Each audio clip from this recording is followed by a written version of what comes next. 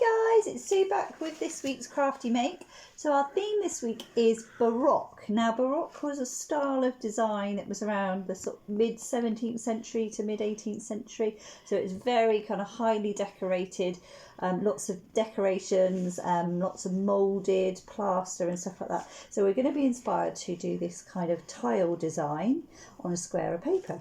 So you will need a square of paper, a pencil and some pens to colour. So that I'm using fine liners, but it can be any felt tip, coloured pencils, anything you've got lying around. So first of all, I'm going to just cover this again. So I know we've shown you this before, but how to make a paper into a square. So I've got here a piece of A5 paper. So that is where I've taken a piece of A4, folded it in half and cut it, because I'm just going to do a small tile. Now what you do is you take this top edge, fold it over so it meets that edge there.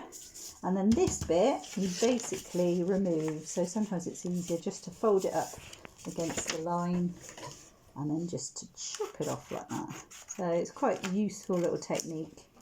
So then what that gives you is that line there. So what I'm going to do in order to help make the pattern easier to draw, I'm going to then fold it the other way. So what this will give us is some nice guidelines. So you see I've got cross. So then what I'm going to do now is I am going to, so I've got that one, I'm going to fold, that's the other way, sorry, forgetting my way, so that we've got diagonal folds, and then we've got one straight across, like so. Like I say, it just makes life easier when you're doing a repetitive pattern. So what I'm going to start with, let's draw a circle in the middle. Now, if you struggle to draw a freehand circle, then you can draw around the lid of something like that. But I'm just going to, oh, here's one we got earlier. Thank you. I'm just going to draw around the middle like that.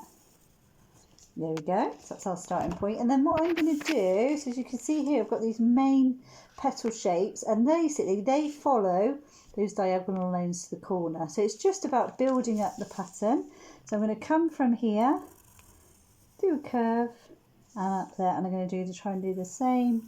Now if it's not exactly the same, don't worry, but I'm working along these lines trying to get a similar shape all the way around, and basically you just go round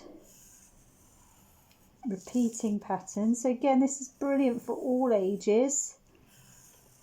So the idea of doing a repetitive pattern. So a lot of the time they have these amazing leaf shapes. So I'm going to kind of draw out some leaf shapes. I'm just going to do a wiggly line. It gets smaller towards the edge. Turn it round. So always twisting your page round to make life easier and go over the top. And then you can just try the same the other time. And like I say, if it doesn't match exactly, don't worry too much. It's just good practice to do that. You can do that all the way around, so it's quite nice, sort of mindful technique, this kind of thing, where you can just doodle different patterns all the way around. So we want quite sort of fluid shapes like that, and then you can basically fill in. So we've got some space here. I'm just going to fill in and then do the opposite. So this is quite good because it gets you used to kind of mirroring shapes and stuff like that. And basically you just keep going and filling in with all different shapes. You can add in another circle in the middle. You can keep going like that. You could do a little wiggly line that goes around. So it's just to have fun, but like I say, you can use those guidelines for repetition. So you can see here I've filled up the whole space, again repeating that pattern, and then use some pens so typically in Baroque period it would have been kind of golds and stuff like that, so I've just used yellows and browns to give you that idea. And that's our Baroque tile design. See you next time guys, thank you.